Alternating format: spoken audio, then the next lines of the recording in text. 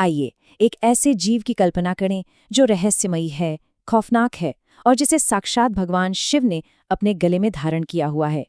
आज के इस विश्लेषण में हम एक ऐसी पौराणिक कथा पर चर्चा करने वाले हैं जो किसी साधारण सर्प की नहीं, बल्कि त्याग और समर्पण की एक ऐसी अद्भुत मिसाल पेश करती है जो आज भी उतनी ही प्रासंगिक है।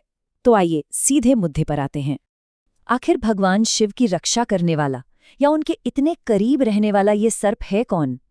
स्रोत बताते हैं कि इस प्राणी की सांस में जहर है, जिसका स्पर्श ही मृत्यु है, और फिर भी इसे सृष्टि के विनाशक ने खुद धारण किया है। आखिर क्यों इन्हें इतना बड़ा स्थान मिला? अब इन दोनों महान सर्पों के बीच का अंतर समझना बड़ा ही दिलचस्प है। एक तरफ ज्येष्ठ भ्राता शेषनाग हैं, जो भगवान विष्णु का आधार हैं, शांति और धैर्य के प्रतीक। वहीं दूसरी तरफ वासुकी हैं, जो भगवान शिव के परम भक्त हैं, जिनका मार्ग बलिदान और अनंत सेवा का है। दोनों महान हैं, पर दोनों की कहानियां बिल्कुल अलग दिशाओं में जाती हैं। खैर, वासुकी का साम्राज्य यानी नागलोक कोई आम जगह नहीं थी। स्रोत सामग्री में जिक्र है कि उनके 9 फणों पर चमकती नागमणि पूरे नागलोक को रोशन करती थी, और उनकी आंखों में एक ऐसा सम्मोहन था ना कि कोई भी गुनाहगार उन्हें देखकर खुद अपनी गलतियां मान लेता था। वहां बिल्कुल सटीक न्याय था, किसी के साथ कोई भेदभाव नहीं। भाग 1, एक समर्पित सरपराज। यहाँ से इनके जीवन का पहला मुख्य पड़ाव शुरू होता है। ये एक ऐसी घोर तपस्या की शुरुआत थी जहां इस युवा राजा ने सृष्टि के सबसे महान तपस्वी की सेवा करने का अटूट संकल्प लिया। ये कोई छोटी मोटी तपस्या नहीं थी। हिमालय की ठंडी गुफाओं में बिना अन्न जल के।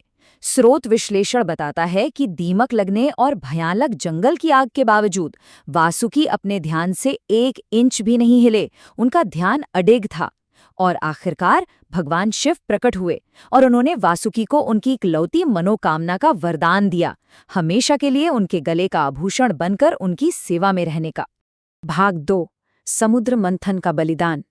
ये वो घटना है जहां वासुकी ने सृष्टि को बचाने के लिए अपना सबसे बड़ा और दर्दनाक योगदान दिया। स्थिति कुछ ऐसी थी कि देवता और असुर दोनों अपनी शक्ति खो चुके थे। सृष्टि को बचाने के लिए मंदराचल पर्वत को मतना था, और इसके लिए एक ऐसी रस्सी चाहिए थी जो टूटे नहीं। जब सबने वासुकी जी से प्रार्थना की तो उन्होंने बिना सोचे अपना शरीर इस महाभार को सहने के लिए समर्पित कर दिया, ये जानते हुए भी कि पर्वत उनकी पीठ को छील देगा। उन्होंने तुरंत हाँ कर दी।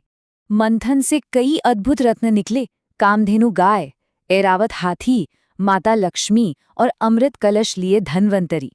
लेकिन स्रोत यहाँ एक छाती चीर देने वाला दृश्य पेश करता है। एक तरफ ये सारे चमत्कार हो रहे थे और दूसरी तरफ पर्दे के पीछे वासुकी इस पूरे समय असहनीय पीड़ा सह रहे थे।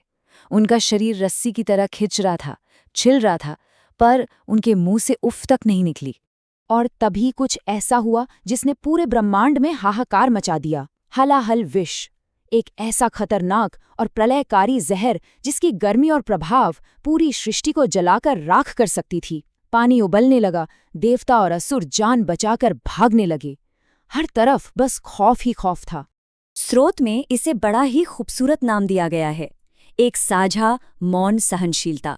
जब भगवान शिव ने आगे बढ़कर उस जहर को पिया और नीलकंठ कहलाए, तब वासुकी वहीं उनके गले में लिपटे थे। उन्होंने भागकर अपनी जान नहीं बचाई, बल्कि अपने आराध्य के उस दर्द और उस असहनीय आग को खामोशी से बांटा, बिना किसी शिकायत के। भाग 3, मौन रक्षक। मंथन के बाद भी इनके परोपकार का सिलसिला रुका नहीं। इनका जीवन हमेशा दूसरों की भलाई के लिए एक साधन बनने में ही बीता। इतिहास इस बात का गवाह है कि वासुकी ने हमेशा पर्दे के पीछे से काम किया। जैसे त्रिपुर के 3 नगरों को नष्ट करते समय वो शिव के विशाल धनुष की डोरी बन गए और शिव को विजय मिली। और फिर कई पीढ़ियों बाद जब पांडव भीम एक श्रापित सर्प की पकड़ में थे, तब युधिष्ठिर के ज्ञान से प्रसन्न होकर वासुकी ने ही भीम को 10,000 हाथियों का बल प्रदान किया था। हमेशा मदद की, वो भी शांति से। भाग 4, एक माँ का दुखदायी श्राप। इस विश्लेषण का शायद सबसे भावुक हिस्सा। एक ऐसी अजीब स्थिति जहां नाग प्रजाति को असुरों या देवताओं से नहीं, बल्कि खुद अपनी जन्मदात्री से सबसे बड़ा खतरा पैदा हुआ। असल में उस दिन एक छोटी सी शर्त लगी थी। कद्रू ने अपनी बहन विनाता को हराने के लिए अपने बेटों को घोड़े की पूंछ से लिपटकर उसका रंग बदलने को कहा, लेकिन स्रोत बताता है कि वासुकी के नेतृत्व में इन सच्चे और न्यायप्रिय सर्पों ने इस झूठ का हिस्सा बनने से साफ मना कर दिया, और इस बात पर क्रोधित होकर एक माँ ने अपने ही सत्यवादी बच्चों को अग्नि में भस्म होने का श्राप दे डाला। भाग 5 विनाशकारी सर्प यज्ञ। उस भयंकर क्रोध और श्राप का परिणाम कई पीढ़ियों बाद सामने आया, और यहाँ से घटनाक्रम बहुत तेजी से बढ़ता है। राजा परीक्षित की मृत्यु का बदला लेने के लिए उनके बेटे जनामेजय ने एक महायज्ञ आयोजित किया। मंत्रों का जाप शुरू हुआ, और उन मंत्रों की आकर्षण शक्ति इतनी ज्यादा थी कि एक एक करके हर नाग उस खौलती आग में खींचने लगा। स्रोत में इसे एक ऐसे जादुई भंवर के रूप में बताया गया है जिससे बच निकलना पूरी तरह नामुमकिन था। एक ऐसा महान राजा जिसने समुद्र मंथन की उस चीर देने वाली पीड़ा में आंसू की एक बूंद नहीं बहाई थी, आज बेबस होकर रो रहा था। वासुकी अपने राज्य की बेकसूर जनता और अपने भाई बंधुओं को भस्म होते देख रहे थे। अपनी माँ के उस श्राप के आगे वो पूरी तरह असहाय थे। लेकिन इस विपत्ति से निकलने का एक रास्ता भी था। वासुकी ने भगवान शिव से प्रार्थना की, और तब उन्हें ब्रह्मा जी की वो भविष्यवाणी याद आई कि इस यज्ञ को उनकी बहन का बेटा यानी उनका भांजा आस्तिक रोकेगा। उन्होंने तुरंत इस नरसंहार को रोकने का भार अपने इस युवा और अत्यंत ज्ञानी भांजे को सौंपा। आस्तिक ने वहां पहुंचकर अपनी ज्ञान और वेदों के पाठ से राजा को इस कदर प्रभावित किया कि राजा को वो यज्ञ रोकना ही पड़ा। जन्मेजय ने आस्तिक से कहा, मैं तुम्हारा ऋणी हूं, तुमने मेरे पूरे वंश को जीवन दिया है। पाताल लोक का महान राजा एक छोटे से लड़के के चरणों में झुका हुआ था। एक राजा के लिए अपनी जनता की रक्षा ही सबसे बड़ा धर्म है, और इसके लिए वासुकी ने अपना सारा अहंकार त्याग दिया।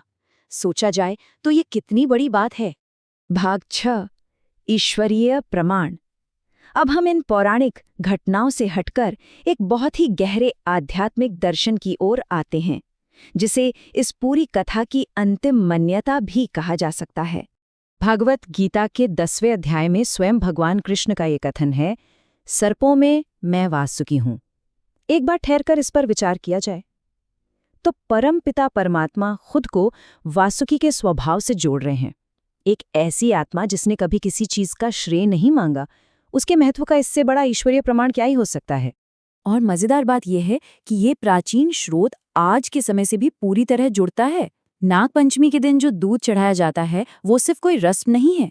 स्रोत सामग्री इस बात पर जोर देती है कि ये उस अदृश्य बलिदान और निष्काम सेवा के प्रति हमारी कृतज्ञता दिखाने का एक तरीका है जो वासुकी ने इस सृष्टि को बचाने के लिए की थी। आज के इस आधुनिक जमाने में ताकत का नजरिया क्या बन गया है? सत्ता हथियाना, आदेश देना और ऊंचे सिंहासन पर बैठना। लेकिन वासुकी की ताकत का नजरिया इससे बिल्कुल उलट था। उनकी असली ताकत सब कुछ न्योछावर कर देने में थी, कष्ट सहने में थी और कमजोरों की ढाल बनने में थी। ये पूरी कथा हमेशा के लिए एक सोचने पर मजबूर कर देने वाला सवाल छोड़ जाती है। अगर एक इतने शक्तिशाली जीव ने बिना किसी पुरस्कार या श्रेय के अपना सब कुछ दान कर दिया, तो आज के इस युग में सच्चे नेतृत्व की आखिर क्या परिभाषा होनी चाहिए? इस सवाल पर गहराई से विचार जरूर होना चाहिए। और इस आखिरी विचार के साथ इस स्रोत सामग्री का हमारा आज का ये विश्लेषण यहीं समाप्त होता है।